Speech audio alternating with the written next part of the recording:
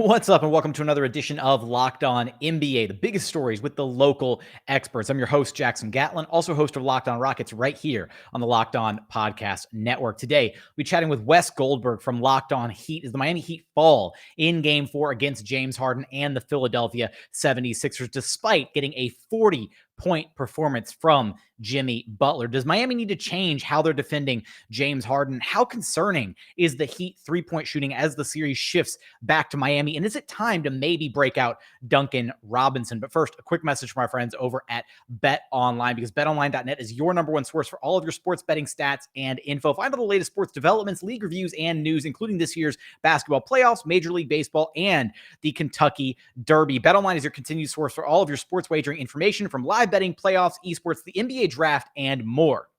And speaking of the NBA draft, right now at BetOnline, you can take a look at the odds for who is going to go number one overall in this year's 2022 NBA draft. Right now, Jabari Smith Jr., the favorite at plus 100 to be taken number one overall this year. You got Chet Holmgren at plus 190, and then Paolo Banchero bringing up the rear at plus 275. So for all of that and more, head to their website today or use your mobile device to learn more about the trends in action available to you.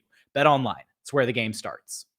Joining us now is Wes Goldberg from Locked On Heat and Locked On NBA, who you can follow on Twitter at WC Goldberg. Wes, just a little bit too much James Harden down at the tail end stretch of this game, with the Miami Heat falling to the Philadelphia 76ers 116-108. Just Harden delivering haymaker after haymaker in crunch time in this game, with Miami throwing like seemingly every conceivable defense at him. You know, they were doing a little zone, they were doing maybe some box and one, double teams, and none of it seemed to work. Was there something that you think the Heat didn't try that they could have potentially tried to pull out of the bag to slow down James Harden here in this game? Not necessarily. Sometimes you just got to give credit to the player, right? And it's a cool thing, I guess, for James Harden to kind of go vintage all of a sudden.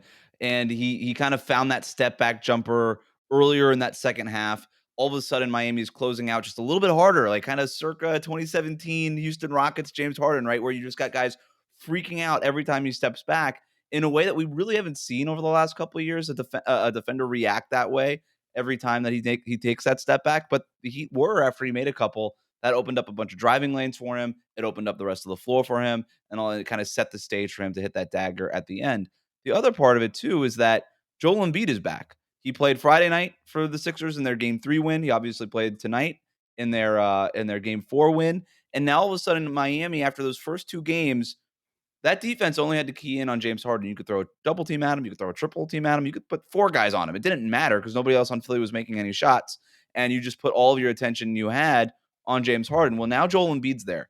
And now this defense is forced to multitask with not only doubling James Harden every time he has the ball, but also trying to deny Joel Embiid the ball. They're fronting him in the post. They're doing a lot of creative things against Joel Embiid too. So there's just a lot of balls in the air for this Heat defense. And sometimes when you're when you're multitasking at that level, you can let slip a game like this to James Harden where he just goes off in the second half when you're so, consumed with trying to keep Joel Embiid from roasting you. Turns out it was James Harden that did it. We'll focus on how the Heat have tried to handle Joel Embiid here in a second. But Wes, do you think there was a specific point in this game where Miami really started to kind of let go of the rope, where it really kind of unraveled and got away from them? Yeah, I mean, Jimmy Butler went off in the third quarter, kind of single-handedly kept Miami in the game. Then and then Jimmy Butler is on the bench for the start of the fourth quarter per his minutes pattern, and there was about a 3-minute stretch there where the Heat did not score, and Philadelphia, in what was a close game, pulled away, and that was it. And the Heat brought Jimmy Butler back in. They clawed back here and there. They tried to make it a game. I think they got it to within 7 or 8 or something like that, but it was never going to be a game. That's when I thought that they lost this game. And just weird enough, sort of just copy and pasted from Game 3. It was the exact same thing. Jimmy Butler just going off in the third quarter for the Heat on Friday night in Game 3, keeping them in that game. You enter the fourth quarter in a close game, an opportunity to maybe steal one on the road, and then the offense just goes dry without Jimmy Butler in the game, and the Sixers pull away. Same thing happened tonight.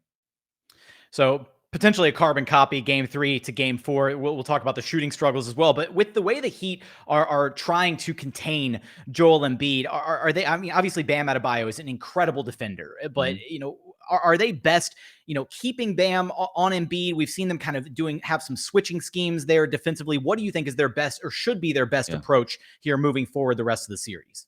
I actually really like what they did in the second half to Joel Embiid. I've thought their defense overall has been really solid on him. I think part of it too is that Joel Embiid is not in complete basketball shape after having to go 6 days without doing any sort of basketball work. He's kind of losing steam at the end of these games, so that's probably part of it. I actually thought that Miami in the first half of this game, when Joel Embiid was really starting to become a factor, I thought they were switching too much because the Sixers would just run a screen and roll, a series of screens for Joel Embiid, and then suddenly Joel Embiid would end up on Max Strus or Tyler Hero or somebody smaller, and then he was eating them, and that was it. In the second half, and I actually thought that Miami was switching Bam, too willing to switch Bam off of Joel Embiid. In the second half, they flipped that. They said, okay, we're going to switch everything except for when Bam is on Embiid, and they actually kind of just stuck Bam on Joel Embiid as much as they could. And I thought that was the right way to go. I think that was the right strategy. I think we're going to continue to see that. Bam is really good at fronting. He's so agile. He's so quick. He can kind of just get in front of you in a split second when it doesn't look like, when it looks like the Joel Embiid has post position.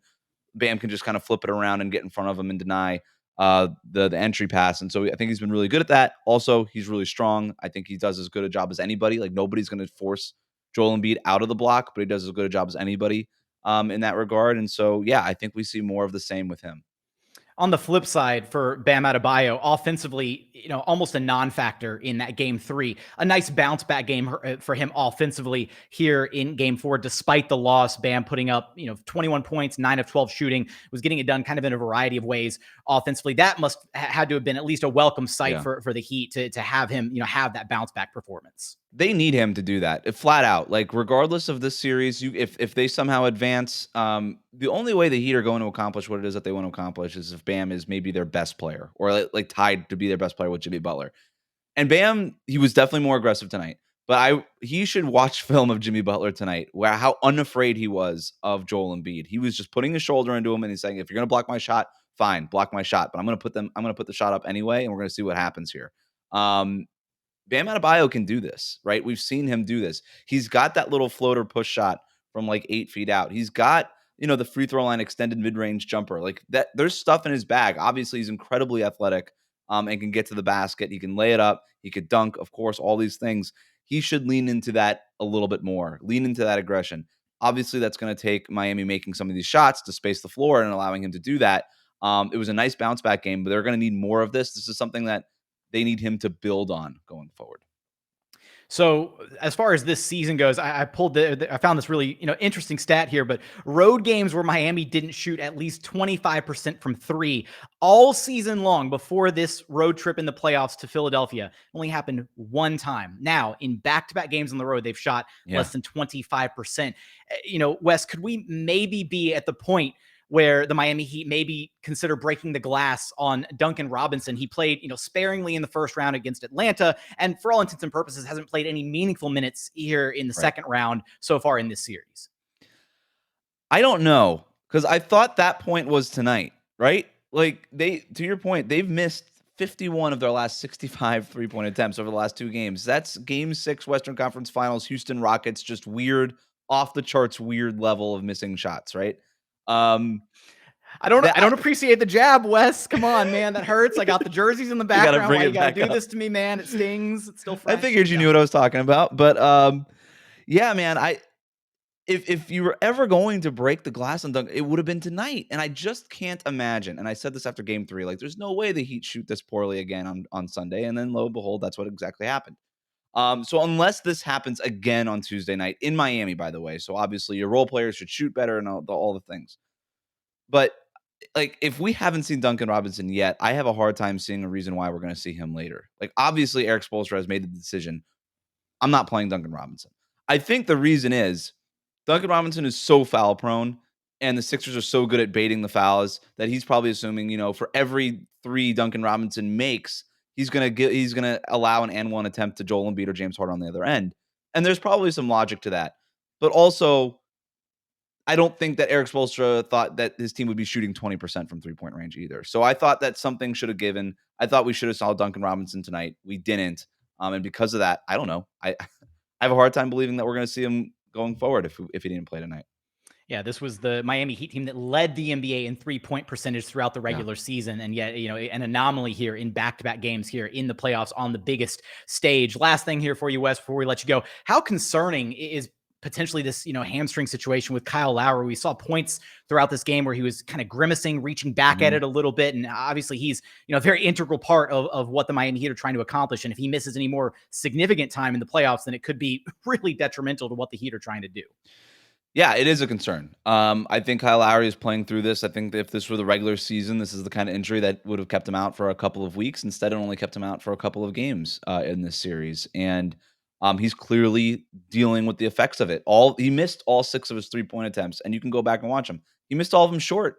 That is very clearly a hamstring issue. You don't have your leg strength that you're accustomed to having. You're not getting the lift that you usually get. It's a concern, and he does enough for you from a playmaking perspective. Even defensively, he's still so smart in his positioning and all these things that he still is making, I think, he's not a negative. It's not a negative impact. He's still doing enough positive things where it's almost neutral at this point. But the Heat need players to make shots at the end of the day, and it was telling that in Game 3 and in Game 4. In crunch time, they went away from Kyle Lowry and they went with other guys like Victor Oladipo and Tyler Hero and other backcourt guys in his place. I think we might be at the point now where you saw Kyle Lowry grimacing even more in Game 4 than he did in Game 3. He actually had to go back to the locker room at some point. He was asked about it after the game. He said basically about his availability in Game 5, we'll see. It would not shock me if he needed to take one game off because of the injury the injury that he's dealing with right now seems to have been inflamed a little bit in this game.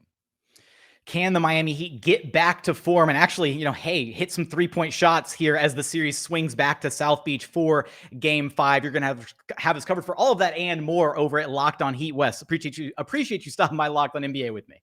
You got it.